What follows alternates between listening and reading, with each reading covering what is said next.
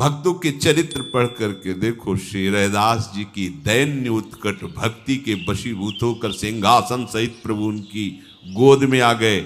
लेकिन वाराणसी की विद्वता के अभिमान में फूले हुए ब्राह्मणों के वेद वाक्यों पर भी प्रभु नहीं रीझे। आर्त होकर विकल भाव से प्रभु को पुकारो तो ये प्रश्न ही खत्म हो जाएगा कि हमें दर्शन करा दो, भला प्रभु दर्शन दे दे।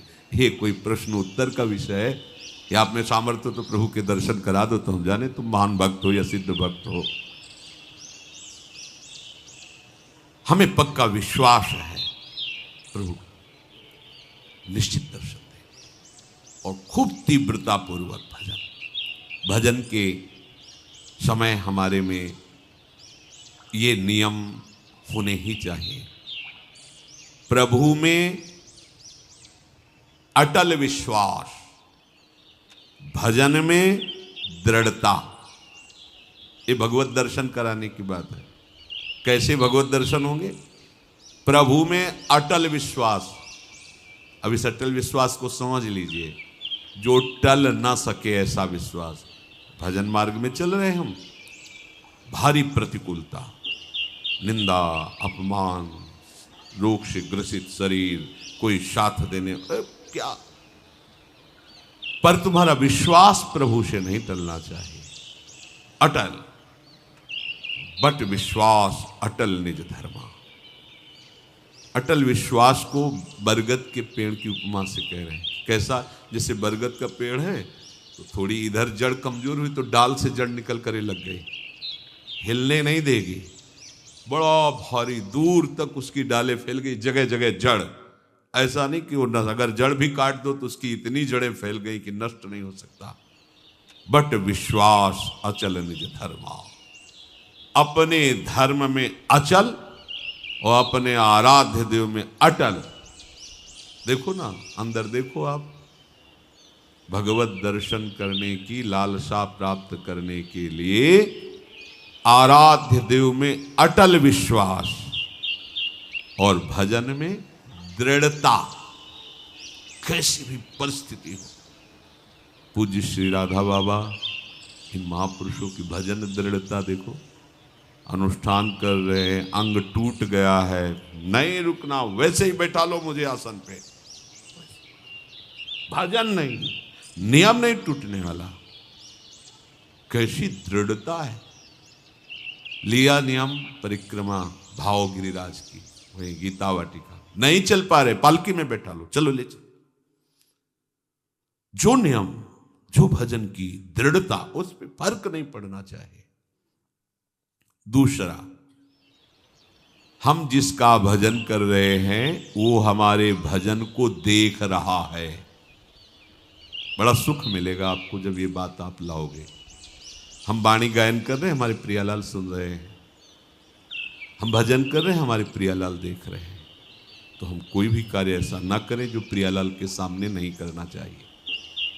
देखो, आप बच जाओगे। दूसरा है भगवत दर्शन करने वाले उपासक का नियम, हम जिसका भजन कर रहे हैं वो उपास्य देव हमें देख रहा है। उनको सामने देखते हुए भजन करो। प्रिया प्रीतम देख रहे हैं, उनका भजन, प्रिया प्रीतम देख रहे हैं, हम उनकी लीला गाएं।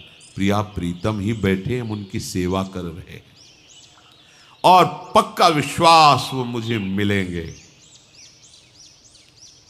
पक्का विश्वास वो मुझे मिलेंगे। और मेरे आराध्य देव से बढ़ करके अनंत ब्रह्मांडों में कोई नहीं है। ये दो बातें। तीसरी, जो गुरु जी ने भजन दिया है, मंत्र दिया है, उस पर विश्वास। उससे बड़ा कोई मंत्र, कोई साधन नहीं है। ये तीसरी बात बताई। हमें नाम मंत्र भजन उसी में दृढ़ होना जो गुरुदेव ने दिया है। चौथी बात, जिसका हम भजन कर रहे हैं सिर्फ उसी की प्राप्ति के लिए भजन है। बीच में मिलावट कुछ नहीं होनी चाहिए, ये वो मांग नहीं होनी चाहिए। जिसका भजन कर रहे हैं उसी की प्राप्ति के लिए भजन हो रहा है। बीच में किसी दूसरे विषय की मांग, किसी परिस्थिति की मांग, तो फिर ये लालसा उत्कट नहीं प्रकट हो पाएगी भगवत दर्शन की। पांचवा, जिसका नाम जप कर रहे हैं उसके रूप को आंखों में लाने की चेष्टा करना, भाव करना। चेष्टा लिखा है, वो तो स्वयं आएंगे कृपा करके, पर हम चेष्टा तो कर सकते हैं ना, ध्यान की चेष्टा तो कर सकते हैं।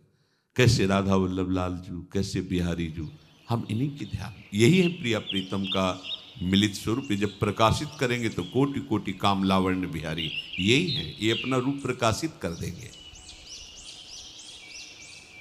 मन से उनके रूप का चिंतन, वाणी के द्वारा गुरु प्रदत्त नाम मंत्र का जप, ये दोनों साथ चलने चाहिए। छठा, प्रभु के भजन करते हुए किसी दूसरे उपासना के उपासक, किसी दूसरे मार्ग के भजनानंदी की अवज्ञा, निंदा, हे भाव, तिरस्कार भाव, ये बिल्कुल नहीं होना चाहिए कि हम तो सर्वोपरि निकुंज उपासक हैं, ये तो क्या गए। आपके अंदर उत्कट लालसा नहीं जगेगी। ये बहुत सूक्ष्म बात है। किसी भी उपासक की, किसी भी संप्रदाय की, किसी भी उपासना की निंदा नहीं, अवज्ञा नहीं, तिरस्कार नहीं। हम जो प्रभु का नाम ले रहे हैं, उन्हीं के सब नाम हैं, उन्हीं की सब उपासना, सबको प्रणाम। हमको अपनी उपासना सर्वोपर मान करके करना है, पर दूसरे का अपमान, दूसरे की निंदा, दूसरे का तिरस्कार, दूसरे को लघु समझना, ये नहीं। अपने इष्ट में आसक्त होना, दूसरे का विरोध ना करना, इससे आपके हृदय में उत्कृष्ट लालसा का जागरण हो जाएगा। खास बात, उत्कृष्ट लालसा के लिए एक दुर्बलता का त्याग करना होता है। ये हर उपासक के हृदय में होती है, किसी एक की बात नहीं। प्रायः हर उपासक इस दुर्बलता को धारण करने के कारण वो उत्कट लालसा को नहीं प्राप्त हो पाता भगवत दर्शन की। क्या दुर्बलता होती है? अपने गुरुदेव की दी हुई मंत्र और उपासना में अपनी बात मिलाना। जो बोला, जैसा बोला, वैसे का वैसा स्वीकार करना। उपासक अपने मन की बात अपने गुरुदेव से, आचार्य से, पथ प्रदर्शक से करवाना चाहता है। किसी ने एक पत्र में कहा कि अमुक साधक यहां से निकाल दिया गया और उस अमुक साधक ने हमें सब बताया कि आपके यहां बराबर व्यवहार ठीक नहीं होता, बराबर व्यवहार नहीं होता। तो ऐसी बात साधक को नहीं समझ में आई, उसको समझ ले कि कमी तुम में है आत्मसमर्पण की। तुम्हारी बुद्धि समर्पित नहीं हुई, इसलिए दोष दर्शन कर रही है। गुरु पथ प्रदर्शक जिस साधक को जैसा उचित समझता है वैसे ही साधन का आदेश करता है और उसी साधन से सबको वही वस्तु प्राप्त होगी, पर साधन सबका गुरु निर्दिष्ट होगा। आपको सबको एक जैसा नहीं। जैसे रोगी डॉक्टर या वैद्य से कहे कि हमको तुम ये वाली दवा दीजिए और ये वाला पेय दीजिए, और देखो हमारे ऊपर तुम ये नहीं लगाओगे कि ये नहीं खाना, ये नहीं खाना, ये नहीं खाना, तो क्या रोगी कभी ठीक हो सकता है क्या? उसी प्रकार शिष्य साधन सत्य मार्ग में चलने वाले उपासक को गुरु उसके स्वभाव को, उसकी स्थिति को देखकर उसके लिए मार्ग निर्देश करता है। वो परम सत्य है, क्योंकि गुरु जानते हैं कि इस स्वभाव का साधक इस स्वभाव से ऐसी साधना करने पर उसी सिद्धि को प्राप्त होगा। गुरु ही उपयुक्त अधिकारी देख करके उपासना बताते हैं। वो तब तक शक्तिपात नहीं करते, शक्ति का आधान नहीं करते, जब तक शिष्य संपूर्णतया गुरु के अधीन नहीं हो जाता। शक्तिमान गुरुदेव शिष्य को जो अपनी आध्यात्मिक शक्ति देना चाहते हैं, जिसे शास्त्रीय भाषा में शक्तिपात कहते हैं, परम सामर्थ्यशाली गुरुदेव उसे तब तक नहीं देंगे जब तक उस शक्ति को रखने की योग्यता नहीं आएगी, पात्रता नहीं आएगी, अधिकार नहीं आएगा। जिस उपासक में उनकी ऊर्जा शक्ति को धारण करने की सामर्थ्य नहीं आई है, यदि वो उसे शक्तिपात कर दे तो उनकी शक्ति व्यर्थ हो जाएगी या वो उपासक नष्ट हो जाएगा। उन्मत्त होकर, मतवाला होकर गलत मार्ग का अनुसरण करके भ्रष्ट हो जाए, क्योंकि पावर मिल गया उसको। जैसे भगवान शिव से वृत्रासुर ने शक्ति पात करने की प्रार्थना की कि मैं जिस पर हाथ रख दूं भस्म हो जाए। तथास्तु, जगत गुरु शिव ने ऐसा ही कह दिया। उसने सोचा कि परीक्षा इन्हीं से शुरू करते हैं। उमा जी की तरफ दृष्टि गई, शुरू यहीं से भागे। उस शक्ति का दुरुपयोग और उस शक्ति के द्वारा उसका नाश श्री हरि ने उल्टा उसी के ऊपर रखवा को भस्म कर दिया। भगवान शिव ने तांडव प्रारंभ किया तो बाणासुर अपनी ताल गति से उन्हें प्रसन्न कर, जा तेरे शास्त्र भुजाएं हो जाए। शक्तिपात की 1000 भुजा बलशाली, जिस पर्वत पर जाता टक्कर मारता, उसकी भुजाओं का जोड़ कोई नहीं।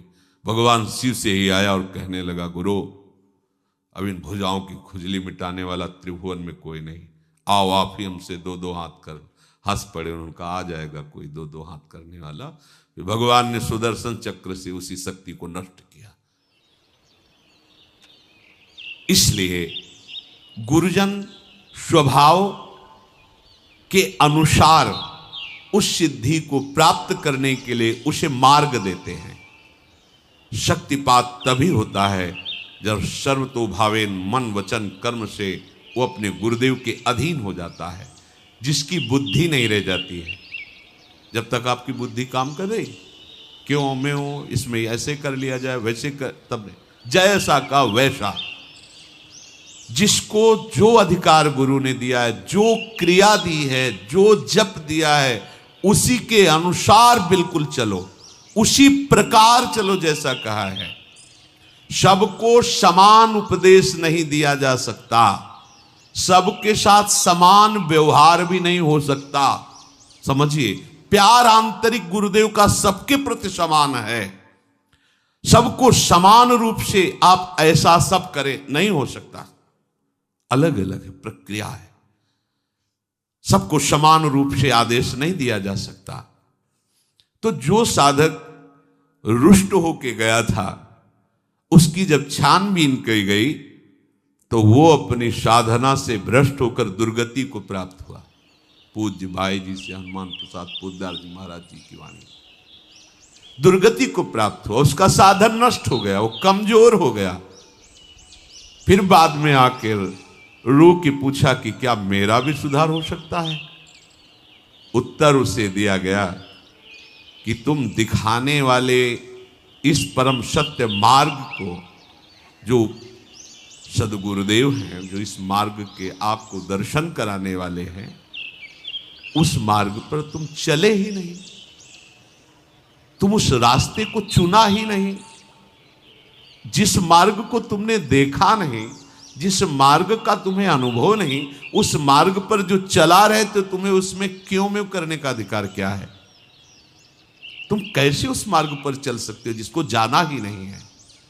तो जानने वाले, जनाने वाले मार्गदर्शक गुरुदेव जो तुम्हें जैसा ठीक समझ रहे वो मार्ग दे रहे हैं, तुम उस पर नहीं चलोगे तो फिर उल्टा चलने पर तो ऐसा ही होगा। मार्गदर्शक को अनभिज्ञ यात्री अपना सुझाव ना दे। मार्गदर्शक को मार्ग का न समझने वाला यात्री अपना सुझाव न दे कि अगर इधर से घूम के चला जाए तो कैसा रहेगा, अगर ऐसे चला जाए तो। वो जैसा बोल रहे वैसा चलो, अब जो कहां करें हम सोई, आयस लिए चले निज दासी। उपासक में सबसे बड़ी दुर्बलता होती है कि वो अपने अभिमान को नहीं छाड़ पाता और वो अपने पथ प्रदर्शक गुरु को भी मार्ग बताने लगता है। आप जो ये कर रहे हैं ना, ऐसा अगर इसको ऐसा कर लिया जाए तो ठीक रहेगा। जब गुरुदेव देखते हैं कि ये तो हमको ही साधन बताने लगा, तो फिर वो पक्षपात दिखाई देने लगता है गुरुदेव के व्यवहार में। अलग दो आओ इधर, फिर उससे बात, क्योंकि वो अधिकारी नहीं है, वो नहीं समझ पाएगा। तो जो समझ रहे हैं उनको अलग बुला, तो उसको लगता है हमें तो छोड़ दिया जाए, हमारे को नहीं। तुम उस बात को नहीं समझ पाओगे क्योंकि तुम्हारे अंदर क्यों म्यों करने वाली बुद्धि है। वो सोचता है कि अमुक के साथ इतना प्रेम गुरुदेव कर रहे हैं, हमारे साथ क्यों नहीं करते।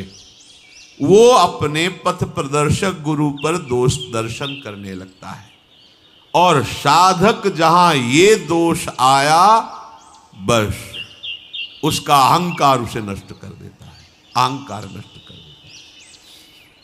पथ प्रदर्शक के प्रति समर्पण सबसे बड़ा साधन है। ये वेद वाक्य है। बिना श्रद्धा के परमार्थ में एक कदम भी नहीं चला जा सकता। श्रद्धा और अपनी समझ, ये दोनों अलग अलग मार्ग हैं। श्रद्धा और अपनी समझ, ये दोनों अलग अलग मार्ग हैं। जहां अपनी समझ श्रद्धा में मिलाई गई वहां साधना नष्ट हो जाती है। अपनी समझ के ऊपर जहां श्रद्धा का शासन हुआ वहां साधना बन जाती है। समर्पणमयी अभिमान रहित श्रद्धा, समर्पणमयी बुद्धि में कभी सुधार करने की इच्छा नहीं होती कि गुरुजी ने जो कहा उसका हम सुधार। गुरुजी ने कहा ये लाइन ऐसे, इसमें अगर इस लाइन में सुधार हो जाए ना तो अच्छा रहेगा। ये बुद्धि की चतुरता है जो गुरु के शब्दों में सुधार करना चाहती है। मिलावट कि इसको इतना सरल करके ऐसे ले लिया जाए तो ठीक रहेगा। हमें लगता है कि हम यहां जुड़ करके अच्छा नहीं किया और साधक भयंकर दोष दर्शन करके उनकी निंदा करने लगता है। अब आंखों में जहां प्रियतम मूर्ति बसनी चाहिए वहां पग पग पर उसे दोष दर्शन दिखाई देता है। जहां दोष दर्शन शुरू हुआ सारे दोष उसके अंदर जागृत हुए, चाहे वो कोई कितना भी बड़ा विद्वान या कितने वर्षों का साधक क्यों न हो। गुरु और आराध्य देव में दोष होते ही बुद्धि भ्रष्ट हो जाती है। वहां उसको ये दिखाई देने लगता है कि गुरुदेव ने बड़ी भूल की जो ये बात कही, या ऐसा नहीं है, ऐसा नहीं करना चाहिए, ऐसा सिद्धांत नहीं है। गुरु को भूल हो गई ऐसा वो सोचता है। गुरु को पूरा ज्ञान नहीं है, वो ऐसा सोचता है। इन्होंने ये ऐसा क्यों नहीं कहा, इन्होंने ऐसा क्यों नहीं किया, वो इसकी मीमांसा करने लगता है, अपने को बड़ा ज्ञानी समझने लगता है। उसकी बुद्धि कभी पहुंच ही नहीं सकती गुरुदेव तक। देखो हम तुम्हें बताएं कौन कैसा संत है, इस बात को या तो भगवान जानते हैं या वो केवल स्वयं संत जानता है, दूसरा कोई तौल नहीं सकता। पूज्य भाई जी महाराज देखो, हमारी तुम्हारी बुद्धि ऐसी है जैसे ईंट पत्थर को तौलने वाला बड़ा कांटा, उसमें हीरा नहीं तौले जाते। हीरा तौलने का तराजू अलग होता है, ये ईंट पत्थर तौलने वाला तराजू हीरा नहीं तोल सकता, ऐसे ही प्राकृतिक भोगों का चिंतन कराने वाली बुद्धि ये महापुरुषों को नहीं तोल सकती कि है क्या। जिसकी बुद्धि संसार में थोड़ी भी सुख बुद्धि लगती है, जिसका जीवन प्रपंच में थोड़ा भी सना हुआ है, वो संत की महिमा को नहीं तोल सकती। देखो वहां वर्णन करते हैं, तात स्वर्ग अपवर्ग सुख धरी तुला एकंग, तूल नता सकल मिल जो सुख लव सत्संग। ये बुद्धि संतों की महिमा को नहीं तोल सकती। इसलिए आपसे निवेदन है कि आप जिनका अनुसरण कर रहे हैं, जिनको पथ प्रदर्शक माना है, जिनको गुरुदेव के पद पर आपने विराजमान किया है, उनके प्रति पूर्ण समर्पण का भाव रखो। उन्हें मार्ग बताने की चेष्टा मत करो, उन्हें सलाह देने की चेष्टा मत करो। आपके लिए जो निर्धारित कर रहे हैं वही भगवत प्राप्ति का हेतु बनेगा। भेद बुद्धि, दोष बुद्धि, पाप बुद्धि है, इससे साधन नहीं बनता है। साधक अपने लक्ष्य पर दृढ़ रहे। देखो, एक है मधुमेह का रोगी, शुगर, और वो मीठा उसको बहुत प्रिय होता है। वो कहेगा अपने वैद्य से कि आप जो है मुझे मिश्री का सेवन बताइए, क्योंकि कल जब हम आए थे आपके पास तो आप एक मरीज को कह रहे थे खूब मिश्री खाइए आप ठीक हो जाएंगे। वो था पित्त का रोगी। पित्त बढ़ा हो, मिश्री खाओ तो कड़वी लगेगी पर वही समन कर देगी। तो जो कल आपने उसको उपदेश दिया था वही हमें दीजिए। तो मधुमेह वाले को मिश्री खाने से हानि हो जाएगी और पित्त वाले को मिश्री खाने से लाभ हो जाएगी। तो वैद्य से कहे कल जब हम आए थे तो आप एक को कह रहे थे कि आप मिश्री अच्छी मात्रा में सेवन कीजिए आप ठीक हो, तो मेरे को क्यों रोक रहे हो, ये पक्षपात क्यों कर रहे हो। ऐसे उपासक जो है अपने गुरुजनों पर दोष दर्शन करने लगता है।